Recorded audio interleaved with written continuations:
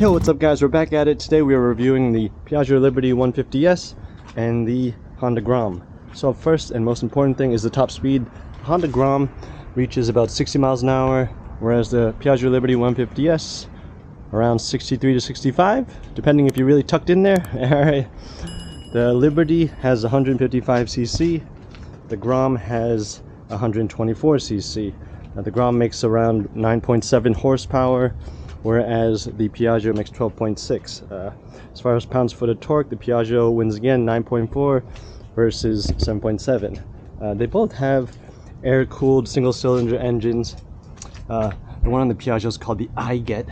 It's supposed to be super fuel efficient. I-Get gets around, well, they claim around 100 miles per gallon, which I believe that's what I'm usually getting. Whereas the Grom, they're real ambitious. They're saying they're getting around 155 miles per gallon, both which have 1.6 gallon tanks. You can see here on my Liberty, I put the flags, it was July 4th, so I'm running in flags. But you can see that the console here, very easy, simple layout.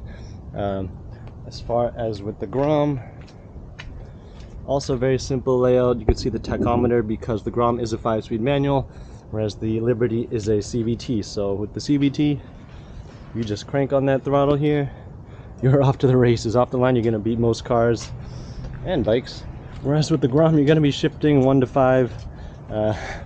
Fifth gear is basically overdrive, so fifth gear doesn't have any power, it's just to calm down the engine, runs at a lower RPM. So basically fourth is where all your torque ends, and then fifth is just to cruise. And by cruise, I mean you're going to be going maybe like 50, but you're going to be shifting all the time in the Grom. If you like it, that's great. If not, then well, too bad, you better learn quick. As far as length, the Piaggio is 5.7 feet. I'm sorry, the Grom is 5.7 feet, and the Piaggio is 6.3 feet long. Grom weighs about 230 pounds, whereas the Piaggio 260. So, I mean, similar, but here we go. As far as price, the Grom's a little pricier. You know, $3,500 to start, $3,800 with ABS. Piaggio, $3,200 all in, front tire ABS.